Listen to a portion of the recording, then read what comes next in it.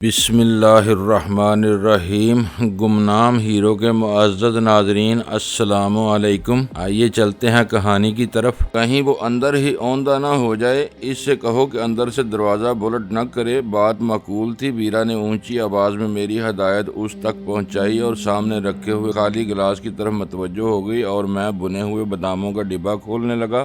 دھیمی اور شریفانہ رفتار سے میں نوشی کا آغاز کرتے ہوئے وہ مجھے داؤد سے ہونے والی گفتگو سے آگاہ کرنے لگی۔ اس نے رات ہی داؤد کو فرینکی کے قتل کی خبر دیتے ہوئے تنبیہ کی تھی کہ اگر اب بھی اس کا پیچھا نہ چھوڑا گیا تو وہ براہ راست اس کا گلا دبا ڈالے گی۔ داؤد اس وقت تک فرینکی کے قتل سے لا علم تھا، مگر اسے یہ خبر مل چکی تھی کہ ویرا اپنی نگرانی کرنے والوں کو جل دے کر نکل گئی ہے۔ اس نے برہمی کا اظہار کرتے ہوئے ویرا کا ٹھکانہ معلوم کرنے کی سرتوڑ کوشش کی، لیکن ویرا نے حالات سازگار ہونے سے پہلے سامنے آنے سے انکار کر دیا۔ ہم باتیں کرتے ہوئے دوسرا گلاس خالی بھی نہ کر پائے تھے کہ آئزک اپنا کوٹا ختم کر کے واپس آ گیا۔ اس کے ڈلکے ہوئے شانے قدرے سیدھے ہو چکے تھے اور چہرے پر رونق نظر آ رہی تھی۔ تھینک یو ہنی، اس نے آتے ہی بے تکلفانہ انداز میں ویرا سے کہا تھا۔ یہ معلوم ہی نہیں ہو رہا تھا کہ وہ تھوڑی دیر قبل ویرا کے اشارے پر کسی ملازم کی طرح باہر کے پھیرے لگا رہا تھا۔ میرا خیال ہے کہ جیکب کے انشورنس کی رقم تمہیں اور جوزف کو ملے گی، ویرا نے سنجیدگی کے ساتھ کہا۔ اس کے بعد تمہارے دن بھی پھر جائیں گے۔ میں خود یہی سوچ رہا تھا۔ وہ میرے پیکٹ سے نکال کر اپنے لیے سادہ سگریٹ سلگاتے ہوئے بولا، مجھے اس کی موت کا بڑا دکھ ہے۔ میں اسے زندہ تو نہیں کر سکتا۔ ہاں، کچھ رقم ہاتھ آ جائے تو چرچ میں اس کے اصالِ ثواب کے لیے میموریل سروس کراتا رہوں گا۔ اس کے چہرے اور آنکھوں سے گہرے نشے کے اثرات رشا تھے، لیکن لہجہ بالکل ٹھیک تھا، بشرطے کہ تمہیں ہیروئن سے فرصت مل سکے، ویرا نے درست لہجے میں کہا۔ یہ تم بھی پیا کرو، وہ پرسرور لہجے میں بولا۔ یہ نشہ انسان کو بہت سی برائیوں سے روکتا ہے، آدمی بس اپنی ہی ذات میں کھو کر رہ جاتا ہے۔ مجھے یقین ہے کہ وہ بھی ہیروئن پی رہا ہوتا تو ہرگز نہ مارا جاتا۔ اس کے خلاف بلا وجہ بکواس کی جاتی ہے۔ قتل و غارت، لوٹ مار اور دہشت گردی نے زندگی عذاب بنائی ہوئی ہے۔ ارے اگر یہی سب کچھ کرنا ہے تو اس سے بہتر ہیروئن پی کر کچھ نہ کرنا ہے۔ یہ کسی کے دھیان میں نہیں آتا۔ تمہارے خیال میں وہ کیوں مارا گیا ہے؟ اسی لڑکی کا کوئی چکر تھا جس نے جوزف کے یہاں 2 آدمی مارے تھے۔ اپنے قتل سے 1 روز پہلے جیکب نے پب سے چھٹی لی تھی۔ وہ کچھ الجھا ہوا تھا۔ مجھے تو شبہ ہے کہ جوزف نے اس لڑکی سے شادی کر لی تھی۔ ہو سکتا ہے کہ وہ واردات کے بعد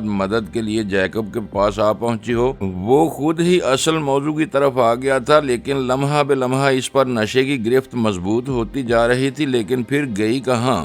ویرا نے سوال کیا۔ جیکب نے اسے کہاں چھپایا ہوگا؟ وہ آنکھیں نیم با کر کے پہلی بار آسودہ انداز میں ہنسا۔ جیکب بہت گہرا آدمی تھا۔ اس نے اپنی بچت سے لندن کے مضافات میں اپنی جائیداد بنائی ہوئی تھی۔ وہ ان میں سے کسی بھی ٹھکانے پر ہو سکتی ہے۔ پھر اچانک ہی اسے ہچکیاں آنے لگیں۔ تم ان ٹھکانوں سے واقف ہو؟ ویرا کے لہجے میں بلا کا تجسس امڈ آیا۔ اس نے اپنے سر کو نفی میں جنبش دی، پھر ہچکیوں کے درمیان بولا، واقف ہوتا تو بھی کسی کو نہ بتاتا کہ جیکب کا ایک مکان سرے میں ہے۔ اگر اس لڑکی نے جوزف سے شادی کر ہی لی تھی تو اب وہ میری بھی بیوی ہے اور اس کی حفاظت میرا فرض ہے۔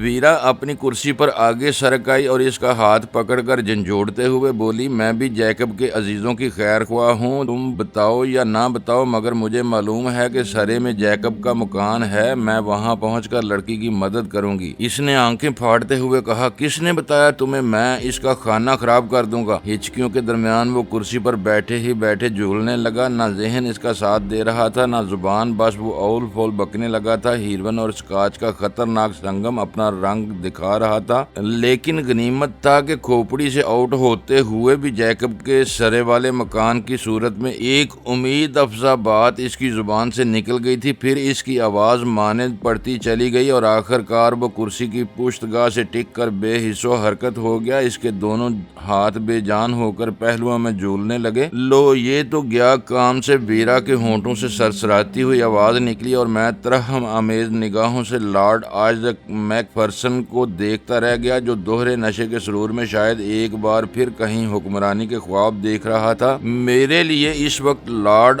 آئزک میک فرسن کی کی مجہول اور مضحکہ خیز ذات ہی سب سے زیادہ امید افزا تھی۔ اس نے ہیروئن اور اسکاچ کے دوہرے نشے میں خود ہی سرے کے علاقے میں جیکب کے مکان کی موجودگی کی اطلاع دی تھی، لیکن نشے کی زیادتی کے باعث وہ ایسی بدترین ذہنی کیفیت سے دوچار ہو چکا تھا کہ ویرا کی زبان سے سرے والے مکان کا ذکر سنتے ہی اس قدر مشتعل ہوا کہ غصے کے عالم میں بڑبڑاتے ہوئے بے ہوشی کی گہری دلدلوں میں دھنستا چلا گیا۔ نشہ اس نے میرے سامنے کیا تھا، لہٰذا اس کے ہوش و حواس پر اعتبار کرنا میرے لیے سہل نہیں تھا، لیکن صرف ایک نکتے کے سوا اس کی ہر بات اپنے پورے سیاق و سباق سے فٹ بیٹھتی تھی۔ سرور میں آتے ہی اس احمق لارڈ کی کھوپڑی یک بیک اتنی فعال ہو گئی تھی کہ اس نے متوفی جیکب کی مغفرت کے لیے میموریل سروس کے اخراجات کی آڑ میں اس کے انشورنس کی رقم میں اپنا حصہ وصول کرنے کے امکانات پر غور کرنا شروع کر دیا تھا۔ پھر غزالہ کے سونیا نامی مفروضہ بہروب کے حوالے سے اس نے یہ بھی سوچنا شروع کر دیا تھا کہ شاید جیکب نے مرنے سے پہلے سونیا سے شادی کر لی تھی۔ اس بار میں جیکب کے اضطراب اور رازداری کے بارے میں جتنے بھی واقعات میرے علم میں آئے تھے، ان کی بنا پر اس معاشرے کا ہر معقول شخص یہی سوچتا کہ سونیا جیکب کی محبوبہ تھی، جب ہی وہ اسے بچانے کے لیے ہر خطرے سے بے پرواہ ہو کر حالات کے سامنے ڈٹ گیا تھا، ورنہ اس دور میں کون ایک خونخوار اور ملزم لڑکی کے لیے اپنے مفادات کو داؤ پر لگانے کے لیے تیار ہوتا ہے۔ اس نشے باز سنکی لارڈ نے بس ایک ہی بات احمقانہ کی تھی کہ اگر جیکب نے سونیا سے شادی کر لی تھی تو وہ خود بھی سونیا کو اپنی بیوی سمجھتے ہوئے اس کے تحفظ کے لیے جان کی بازی لگا دینے پر تیار تھا۔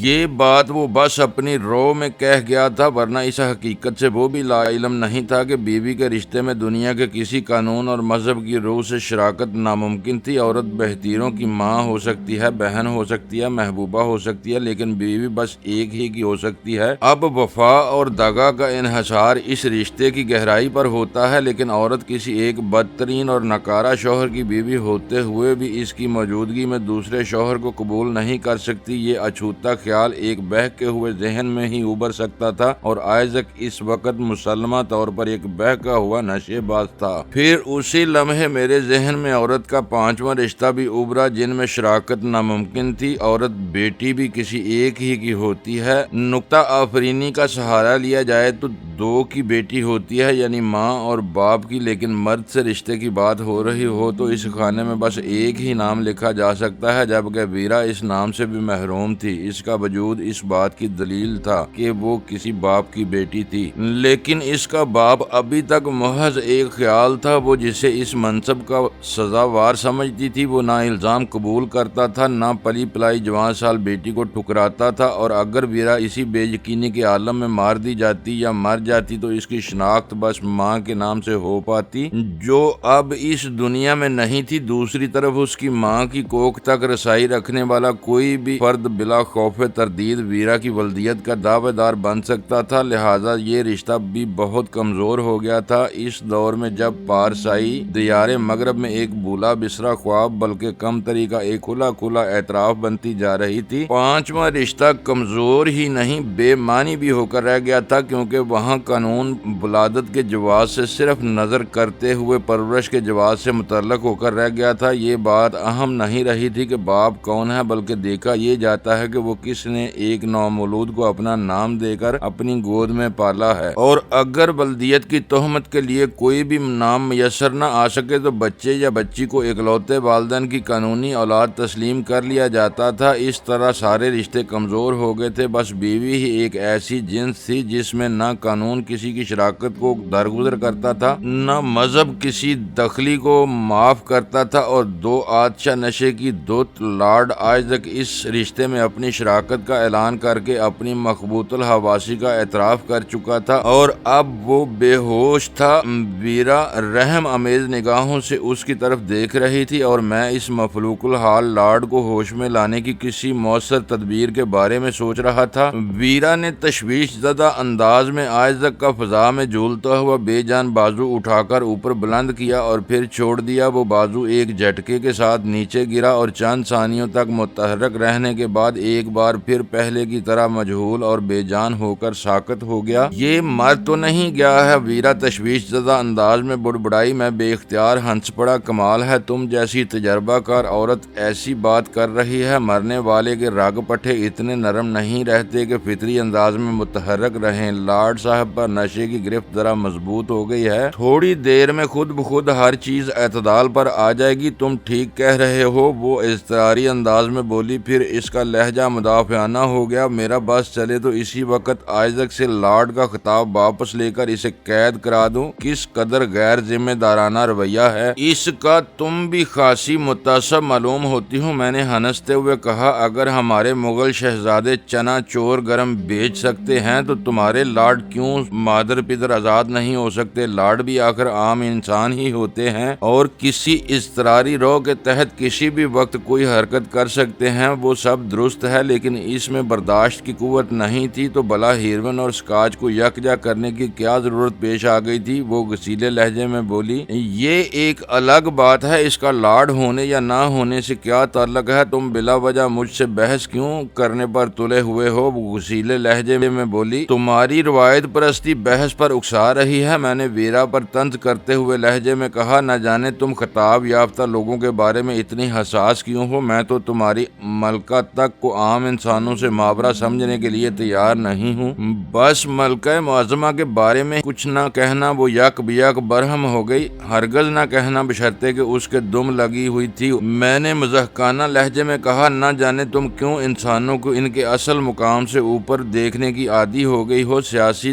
مرتبہ اور چیز ہے، اس کا بنیادی ساخت سے کوئی تعلق نہیں ہوتا۔ یہ لوگ بھی عام انسانوں کی طرح ہی مرتے جیتے ہیں، نہ ان کی دم ہوتی ہے، نہ سروں پر سینگ اگے ہوئے ہوتے ہیں، پھر انہیں کیوں مختلف تصور کیا جاتا ہے؟ تم حد سے تجاوز کر رہے ہو، وہ غصیلے لہجے میں بولی۔ بات اس منحوس لارڈ کی ہو رہی تھی اور تم ملکہ معظمہ کی ذات تک پہنچ رہے ہو۔ میں بے اختیار ہنس پڑا۔ تم نے اسے منحوس قرار دے کر سارا قصہ ہی ختم کر دیا۔ میرے کہنے کا مقصد بھی یہی تھا کہ کسی خطاب یا عہدے سے آدمی کی اصلیت نہیں بدل سکتی۔ یہ بتاؤ کہ اب اس مردود کا کیا کیا جائے؟ وہ بے بسی کے ساتھ لارڈ آئزک میک پھرسن کی طرف دیکھتے ہوئے بولی، منہ پر پانی چھڑکو، پھر بھی ہوش میں نہ آئے تو سر پر جوتے لگاؤ، 2 منٹ میں ہوش آ جائے گا۔ تم میری مدد نہیں کرو گے؟ وہ بے بسی کے ساتھ بولی۔ میں نے آئس پاٹ میں پگھلی ہوئی برف کا سرد پانی احتیاط کے ساتھ ایک گلاس میں منتقل کیا اور ایک پرشور چھپاکے کے ساتھ آئزک کے منہ پر اچھال دیا۔ یک بستہ پانی کا لمس چہرے پر محسوس کرتے ہی اس کے وجود میں جھرجھری پیدا ہوئی، مگر اگلے ہی لمحے وہ اپنے گیلے کپڑوں سے بے نیاز پھر اسی طرح بے حس و حرکت ہو گیا۔ مگر ویرا کو اسے ہوش میں لانے کی راہ سوچ گئی تھی۔ اس نے آئزک کی ٹائی کی گرہ ڈھیلی کر کے اس کے کالر کا بٹن کھولا اور آئس پاٹ میں برف کے سارے ٹکڑے گریبان میں ڈال دیے۔ وہ ترکیب کارگر ثابت ہوئی اور آئزک نے چند منٹ بعد تھکے تھکے خوابناک انداز میں بڑبڑاتے ہوئے آنکھیں کھول دیں۔ اس وقت اس کی ذہنی حالت قابل اعتماد نہیں تھی، لیکن میں جانتا تھا کہ کام کی باتیں اس سے اسی وقت اگلوائی جا سکیں گی، ورنہ حواس بحال ہوتے ہی وہ سختی کے ساتھ اپنی زبان بند کر لے گا۔ سرے میں جیکب کا مکان کہاں ہے؟ اسے ہوش میں آتے دیکھ کر میں نے اضطراری لہجے میں انگریزی میں سوال کیا۔ Shut up!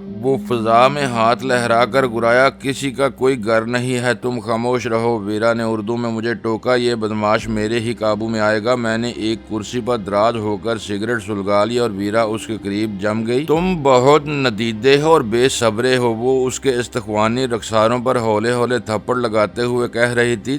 بھوکے مرتے رہتے ہو اور ذرا بھی چھوٹ ملے تو اوقات سے زیادہ نشہ کر بیٹھتے ہو۔ یہی حرکتیں رہی تو کسی دن بے ہوش ہونے کے بعد آنکھیں کھولنا بھی نصیب نہ ہوگا۔ تم کتنی اچھی ہو، میرا کتنا خیال رکھتی ہو۔ وہ آنکھیں پھاڑنے کی کوشش کرتے ہوئے روحانسی آواز میں بولا، تمہارے سینے میں محبت بھرا دل ہے، مجھ جیسے ناہنجار سے بھی پیار کرتی ہو۔ اگر میری اولاد بھی ہوتی تو شاید مجھ کو اتنا پیار نہ دیتی۔ اب تمہارے دن بدل جائیں گے۔ ویرا تسلی امیز لہجے میں بولی، جیکب بیچارہ بد نصیب تھا جو بے رحمی کے ساتھ مار ڈالا گیا، لیکن قدرت کے ہر کام میں مصلحت ہوتی ہے، وہ تمہارے لیے بہت کچھ چھوڑ کر گیا ہے۔ آئزک بنیادی طور پر حریص نہیں تھا، لیکن اس کی مفلسی اور ضرورتوں نے اسے حریص بنا دیا تھا، اور نشے کی حالت میں بھی وہ جیکب جیکب کے انشورنس کی رقم کے بارے میں سوچ رہا تھا، ویرا نے نہایت مکارانہ انداز میں اسی کمزور پہلو سے اپنے وار کی ابتدا کی تھی۔ وہ بھی میرا بہت خیال رکھتا تھا۔ آئزک پر بدستور مظلومیت کا احساس چھایا ہوا تھا۔ انشورنس کی رقم اور اس کی ساری جائیداد پر اب میرا اور جوزف کا حق ہوگا۔ تمہیں تو شاید پتہ بھی نہیں ہوگا کہ اس کی کتنی جائیداد تھی۔ ویرا نے اس کی بات کاٹ کر کہا۔ وہ ایک ہچکی لے کر ہنسا۔ مجھے نہیں تو اور کسے معلوم ہوگا؟ لندن کے علاوہ سرے میں بھی ایک مکان تھا اس کا۔ ویرا نے اسے اکسانے والے انداز میں کہا۔ چرچ روڈ والا وہی ایک مکان اس کے قبضے میں تھا۔ وہ اپنی جھونک میں بولنے لگا۔ جب لندن کے ہنگاموں سے وہ اکتا جاتا تھا تو اکثر وہیں چھٹیاں گزارتا تھا۔ باقی مکان اس نے کرائے پر دیے ہوئے تھے۔ چرچ روڈ پر تو خاصے شاندار مکان ہیں۔ میں نے ویرا کے لہجے سے اندازہ لگایا کہ اس نے سرے کا چرچ روڈ خواب میں بھی دیکھا نہیں تھا۔ بس اندھیرے میں تیر چلا رہی تھی۔ بھلا کیا نمبر ہے جیکب کے مکان کا؟ لکی 77۔ وہ اپنی ہتھیلی چوم کر بولا۔ میں جیکب کے ساتھ کئی بار وہاں جا چکا ہوں۔ بس اب زیادہ باتیں نہ کرو۔ ویرا نے اٹھ کر اسے سہارا دیتے ہوئے کہا۔ تھوڑی دیر آرام کر لو ورنہ طبیعت بگڑ جائے گی۔ اس سے جو کچھ معلوم کرنا تھا وہ اگلوایا جا چکا تھا، لہٰذا ویرا نے اسے سہارا دے کر قطار میں لگے ہوئے مشاہریوں میں ایک پر ڈال دیا اور آئزک نے تکیہ سینے سے لگا کر آنکھیں موند لی۔ مجھے خوشی تھی کہ آخرکار ایک بار پھر غزالہ کا سراغ ملنے کی امید پیدا ہو چلی تھی۔ سرے یہاں سے کتنی دور ہے؟ میں نے ویرا کو سگریٹ پیش کرتے ہوئے کہا۔ زیادہ دور نہیں ہے، ذرا یہ آرام کر کے رخصت ہو جائے تو ہم باہر نکلیں گے۔ ویرا نے مشاہری پر بے حس و حرکت پڑے ہوئے آئزک کی طرف اشارہ کرتے ہوئے کہا، پھر اچانک سوال کر بیٹھی، تمہارا ساتھی کہاں ہے؟ وہ میناروں والیاں دیکھنے گیا ہے، میں نے پرخیال انداز میں مسکراتے ہوئے کہا۔ میناروں والیاں؟ وہ برا سا منہ بنا کر بولی۔ یہ کیا بلا ہے؟ میں نے اسے وضاحت سے بتایا تو اس کی آنکھوں میں تشویش کے سائے لہرانے لگے۔ اسے ایسی تفریحات سے دور ہی رہنا چاہیے۔ ان میں سے بیشتر لڑکے لڑکیاں اپنے شکار کو اذیت پہنچا کر لذت حاصل کرتے ہیں۔ وہ ان میں سے کسی کے ہتھے چڑھ گیا تو کئی دن تک بستر سے بھی نہ اٹھ سکے گا۔ وہ دور کی تفریح کا قائل ہے، میں نے ہنستے ہوئے کہا۔ لیکن وہ تمہیں کیسے یاد آ گیا؟ میرا خیال تھا کہ ہم تینوں ہی سرے چلیں۔ یہ مہم خاصی دشوار بھی ہو سکتی ہے۔ وہ کیسے؟ میں نے سوال کیا۔ بس تم چھٹی حص کہہ سکتے ہو۔ جب حالات سازگار نہ ہوں تو ہر قدم پر احتیاط ضروری ہوتی ہے۔ ساتھ جانے میں یہ خرابی بھی ہے کہ کوئی مصیبت نازل ہوئی تو تینوں ایک ساتھ ہی مارے جائیں گے۔ میں ایسے ہی کسی خطرے کا سردباب کرنا چاہ رہی تھی۔ وہ سگریٹ کا ایک گہرا کش لیتے ہوئے بولی، تم میرا تعاقب کرو گے اور وہ تمہارے پیچھے آئے گا۔ اس طرح ہم الگ رہ کر برے وقت میں ایک دوسرے کی مدد کر سکیں گے اور جیکب سرے والے مکان میں سب یکجا ہو جائیں گے۔ میں نے سوال کیا۔ ہرگز نہیں، وہ سختی کے ساتھ بولی۔ ہماری واپسی بھی اسی طرح الگ الگ ہی ہوگی۔ تمہیں اس دوران میں اپنے جذبات پر قابو رکھنا ہوگا۔ پھر اس کی آواز نرم ہو گئی۔ غزالہ وہاں ملے یا نہ ملے، ہمیں ہر صورت میں ایک دوسرے سے دور رہنا ہوگا۔ کیوں بری فال منہ سے نکال رہی ہو؟ میں اس کی بات کاٹ کر تلخ لہجے میں بولا۔ تم مجھے غلط سمجھ رہے ہو۔ غزالہ کی بازیابی کی امید پر ہی ہم وہاں جا رہے ہیں، لیکن تم اس معاملے میں پولیس کے کردار کو بالکل بھلا بیٹھے ہو۔ جیکب کی موت کے بعد اس کے گھر سے یقیناً ایسی دستاویزات برآمد ہوئی ہوں گی جن کے ذریعے اس کی جائیداد کی تفصیلات پولیس کے علم میں آ گئی ہوں گی۔ یہاں کی پولیس بہت مستعد ہے۔ ہو سکتا ہے کہ اب تک وہ قتل کی تفتیش کے سلسلے میں جیکب کے سرے والے مکان پر بھی پہنچ چکے ہوں۔ میں اس کی قیاس آرائی پر سر جھٹک کر رہ گیا۔ اس کی سوچ غلط نہیں تھی، لیکن میرا خیال تھا کہ اسے سرے پہنچنے تک اخلاقاً اس معاملے میں اپنی زبان بندی رکھنا چاہیے تھی۔ جیکب کا بھائی بھی تمہارے لیے کام کرتا ہے۔ چند ثانیوں کے بوجھل سکوت کے بعد میں نے سوال کیا۔ نہ کرتا ہوتا تو پولیس کو نیلی آنکھوں والی سونیا کی کہانی نہ سناتا۔ ان دونوں بھائیوں کے علاوہ تمہارے اور آدمی بھی ہوں گے، بہتیرے ہیں، لیکن ان سب کو جیکب کے ذریعے ہی کنٹرول کرتی تھی۔ اس طرح برہم اور رعب قائم رہتا ہے۔ جیکب کی موت کے بعد تو لا محالہ تمہیں ان سے براہ راست کام لینا ہوگا۔ پھر سلطان شاہ کے بجائے انہی سے کام کیوں نہیں لیتی ہو؟ میں نے سوال کیا۔ جیکب ان لوگوں کی رگ رگ سے واقف تھا۔ اسے معلوم تھا کہ کس پر کس حد تک اعتماد کیا جا سکتا ہے۔ موجودہ حالات میرے لیے مخدوش ہیں۔ داؤد سے میری دشمنی ہو گئی ہے۔ شیع کے ہرکارے پورے شہر میں مجھے ڈھونڈتے پھر رہے ہوں گے، اور جیکب کے معاملے میں پولیس سے ٹکراؤ کا اندیشہ ہے۔ ایسے حالات میں اندھا جوا نہیں کھیل سکتی۔ کچھ عرصے کے لیے تو مجھے اپنے سائے سے بھی چکنا رہنا ہوگا۔ جبکہ تمہارا آدمی قابل اعتماد ہے، وہ اپنی جان کی پرواہ کیے بغیر تمہارا ساتھ دینے والوں میں سے معلوم ہوتا ہے۔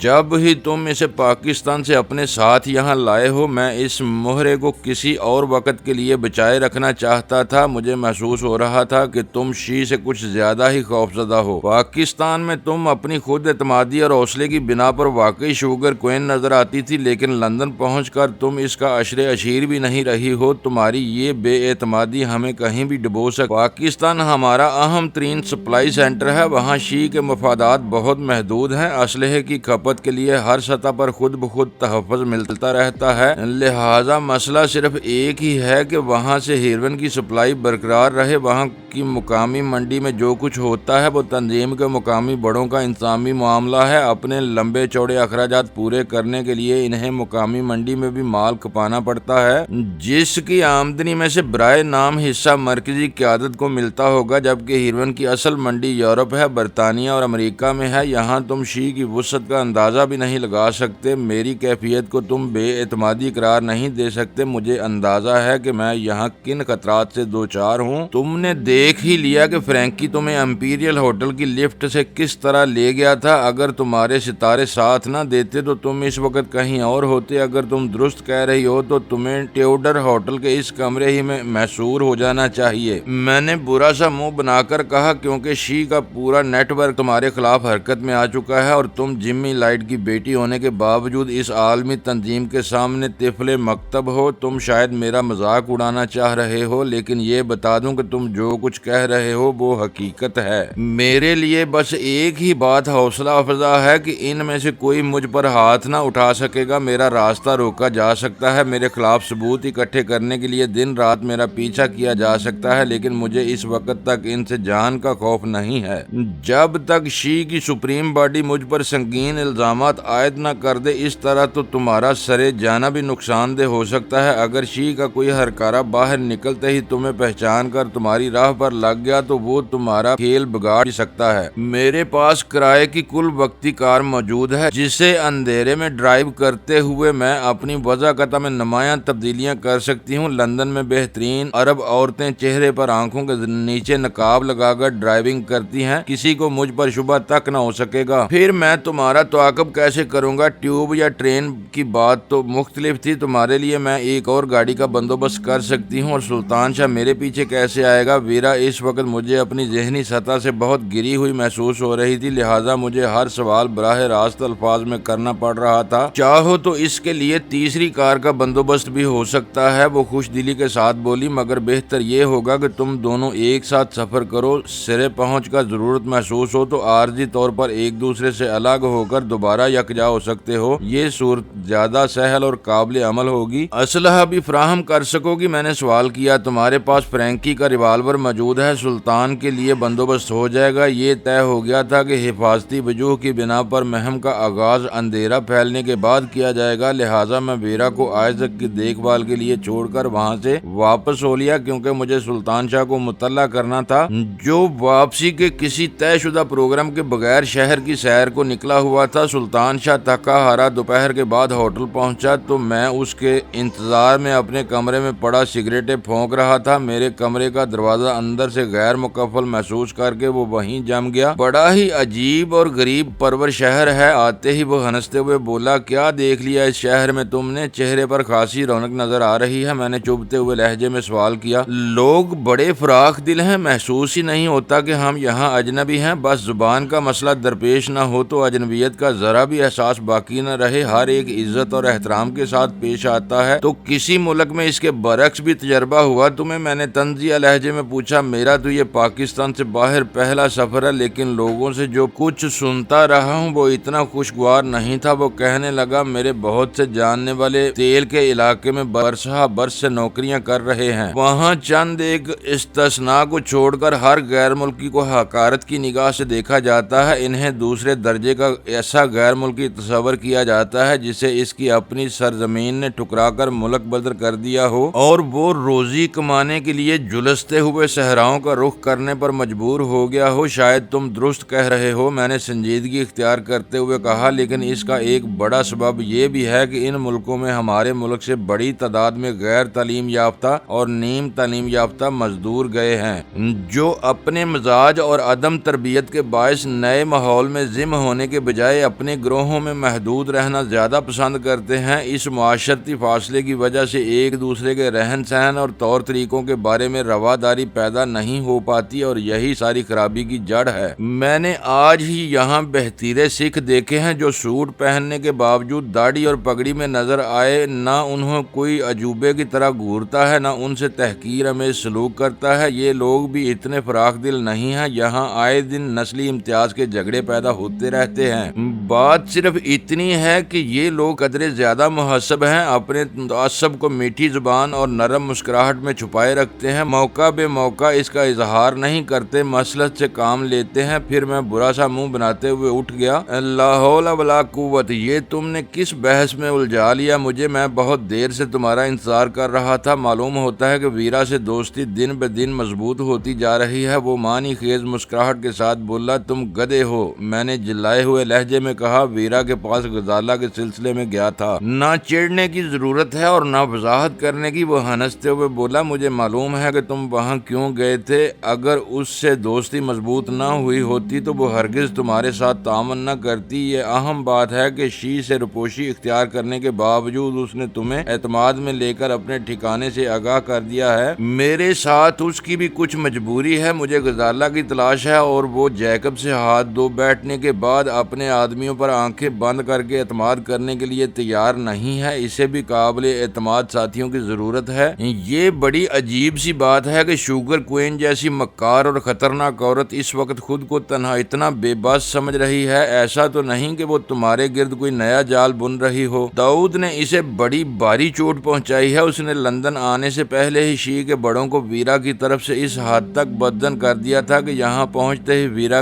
کڑی نگرانی شروع کرا دی گئی تھی۔ تنظیم میں وہ اس وقت اس قسم کے واقعات سے پہلی بار دوچار ہوئی ہے اور اس وقت بہت ہراساں ہے۔ اس سے مل کر تم یقین نہیں کر سکو گے کہ یہ وہی عورت ہے جو ہنستے مسکراتے پلک جھپکتے میں بڑے سے بڑے فیصلے صادر کر دیتی تھی۔ اس پر لعنت بھیجو۔ یہ بتاؤ کہ بابی کے بارے میں کیا پروگرام رہا؟ سرے میں جیکب کے ایک مکان کا سراغ ملا ہے جو اسی کی تحویل میں تھا، لیکن چند مخصوص لوگوں کے سوا کسی کو علم نہیں تھا۔ وہ غلط لائن کا آدمی تھا۔ ہو سکتا ہے کہ اس نے برے وقت میں کسی محفوظ ٹھکانے کے خیال سے اپنے سرے والے مکان کا وجود راز میں رکھا ہو۔ خیال ہے کہ غزالہ وہیں مقیم ہے اور تم یہاں پڑے وقت برباد کر رہے ہو۔ وہ پرجوش انداز میں اچھل کر کھڑا ہو گیا۔ بیٹھ جاؤ، میں نے اکتائے ہوئے انداز میں کہا۔ پوری بات سنے بغیر نتائج پر چھلانگ نہ لگایا کرو۔ غزالہ نگر نگر بھٹکنے کے بعد اب جہاں بھی ہے محفوظ ہے۔ ہمیں ویرا بھی اس مکان تک لے جا سکتی ہے، مگر وہ نگرانی کرنے والوں کو جل دے کر فرار ہوئی ہے، اس لیے دن کے اجالے میں وہ باہر نکلنے کا خطرہ مول نہیں لے سکتی۔ ہم آج شام دھندل کا پھیلنے کے بعد اس مہم پر روانہ ہوں گے اور ویرا ہماری رہنمائی کرے گی۔ اس نے دوبارہ کرسی پر بیٹھتے ہوئے استفسار طلب لہجے میں کہا، رہنمائی نہیں بلکہ پوری مہم وہی سر کرے گی۔ میں نے ایک ایک لفظ پر زور دے کر کہا، ہم دونوں ایک علیحدہ کار میں اس کے پیچھے رہتے ہوئے اس بات کو یقینی بنائیں گے کہ کوئی اس کے آڑے نہ آ سکے۔ اور ابھی تم بتا رہے تھے کہ وہ بہت ہراساں ہے۔ اس کے لہجے میں چبھن عود کر آئی۔ تم کیا کہنا چاہ رہے ہو؟ میں نے اضطراری طور پر نئی سگریٹ سلگاتے ہوئے الجھن امیز لہجے میں سوال کیا۔ سیدھی سی بات ہے، وہ دو ٹوک لہجے میں بولا، بھابھی کی بازیابی کا معاملہ بہت نازک اور اہم ہے۔ اگر